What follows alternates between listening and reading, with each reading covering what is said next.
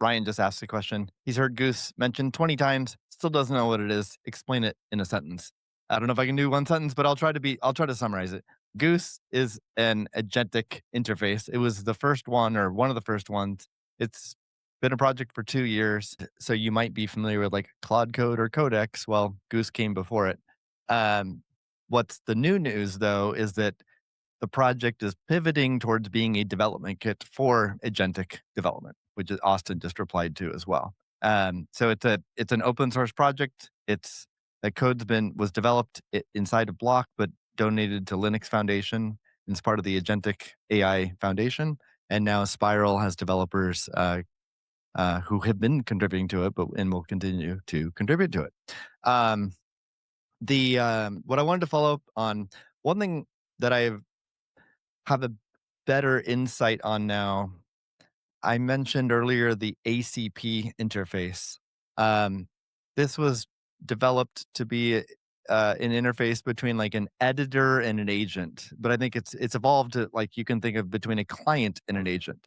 So to make this more concrete, Buzz uses ACP. Mhm. So when you use the Buzz application, you can use multiple agents, Codex or Claude Code or Goose.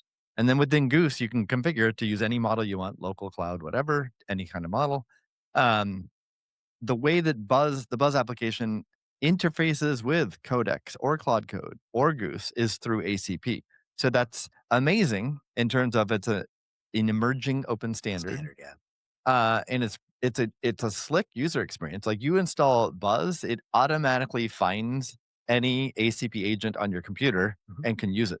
So when you're configuring an agent within Buzz, they just show up They in the just work. list. Yeah, So the only onboarding gotcha is that you do have to have agents installed, yeah. and like it can get a little confusing. Like it's like, oh, I have Cloud Code installed on my computer, but I didn't have Cloud Code CLI installed. I had to Right. install that. So there's still a little bit of gotchas, but for the most part, the onboarding is quite slick, and it has worked quite well between these different agents. So the standard I think is pretty strong.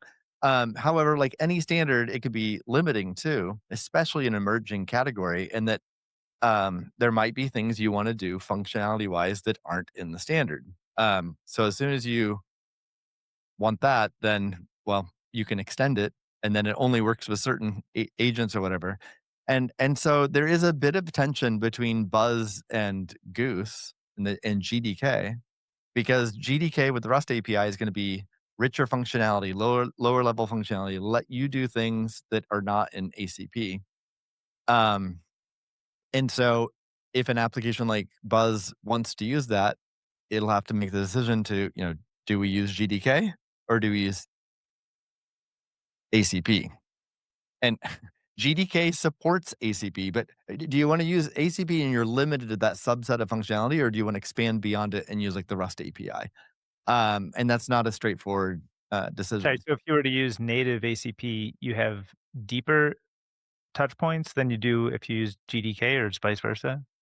No, the the Rust API is going to be richer functionality, lower level, more powerful functionality than ACP. So if you're an application like Buzz, you have to choose between ACP or Rust API. And the benefit with ACP is it works with any agent that supports ACP. If you choose the Rust API, you get more powerful functionality, but it only works with GDK. But It only the works Rust with API Goose. is a GDK API, right? So it then already has native calling to ACV. It's very Is backwards it true? compatible.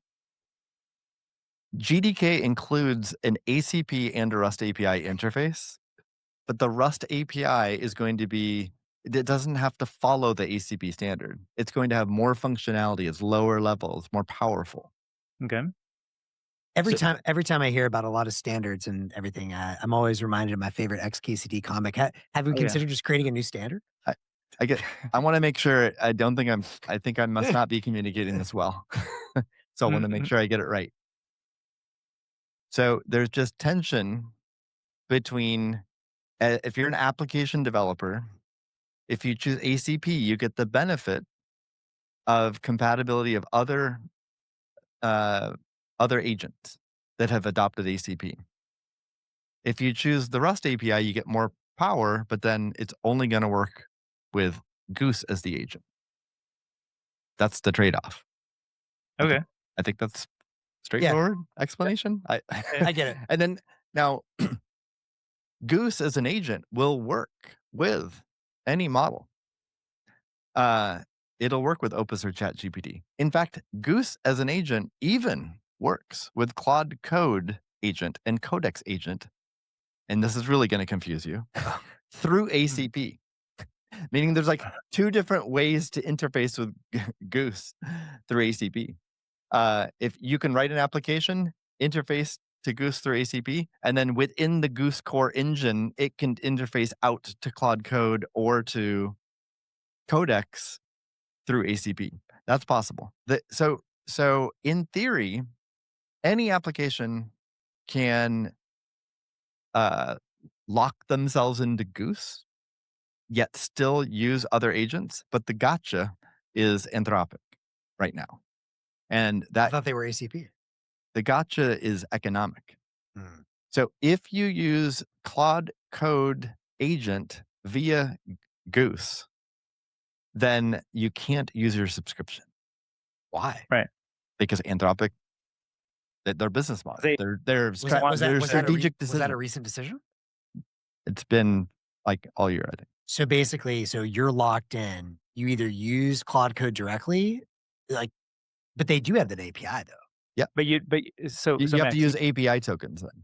yeah, you Got it. you pay per token. Yeah. You get like an API key and then you pay per token, right? And they do that because they want to control. Of course. They don't want Goose to be the, Makes total sense. they want their software to be front and center. Yeah. So they don't, and interestingly, OpenAI actually is more open than Anthropic along this dimension. But I think setting aside like individual companies, economic incentives, and what's going to happen in an ideal And world, things can change. in an ideal world, they wouldn't distinguish between these uses for subscription versus APIs, tokens, and then It's similar to the struggle that happened with OpenClaw, right? Because you've got basically they want to control the interface, and people were running an OpenClaw trying to have OpenClaw hit their subscription, which means that OpenClaw and the texting interface you're using to OpenClaw is your interface, and the actual interface to Codex or whatever is not really the interface. You're benefiting from the subscription, like the lower cost and the subsidization of the subscription, but you're not actually getting locked into their interface. So it's sort of like mismatch of incentives. Yeah. So I'm learning along the way. That's a new insight for me. So we'll have to see how that evolves because like if you look at things through a Buzz perspective, like if we're in charge of Buzz and its roadmap and its architecture, right now it is utilizing ACP to great benefit. As we just mentioned, you can use Claude Code with its subscription through Buzz and it works great. Yeah. Wait, I don't follow that. I thought you just said you can't use Claude Code through ACP. If it, from Buzz, if I configured my agent in Buzz Yeah. to use Goose as my agent, Oh, got it. and then within This Goose is confusing. configured it to use, because Goose is like a meta harness in some ways, right? So Yeah. within Goose, if I configure it to use Claude Code agent, Yeah. then you can get some of the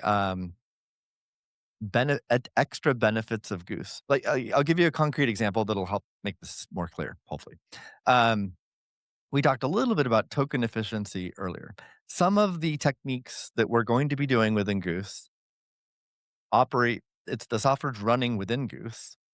And it can apply to you using Claude Code if it's running within Goose. Mhm. Or other techniques, you actually need to you need to use Goose as your agent and connect it directly to Opus or Mythos or Fable Mhm. and cut out Claude Code. Yep. Then you get these token efficiency techniques. So obviously anyone trying for token efficiency would like to use that, but then you might be subject to, you can't use their subscription. Now, interestingly, corporations don't have subscriptions, they have like some, custom deal with Anthropic. So they're actually more primed to be able to leverage Goose technology. But as individuals who are like, maybe spending $200 on a subscription and getting like $2,000 of tokens, Well, that's a good deal. they're highly unlikely. That's an enormous barrier for them to, or basically the token efficiency gains really aren't going to apply to you because you're getting getting you're, such a you're subsidized getting deal. this like pseudo or this like temporary 10x win Right. economically because of the subscription. But that's clearly not going to last. It's not going to last, but it could last many years though. Enjoy it while you got it. Yeah. Yeah. But I think there's a separate attractive reason to use something like Buzz, which is I think is not well understood yet or not well recognized. And I don't even think we have a lot of evidence of it yet, but it seems obvious.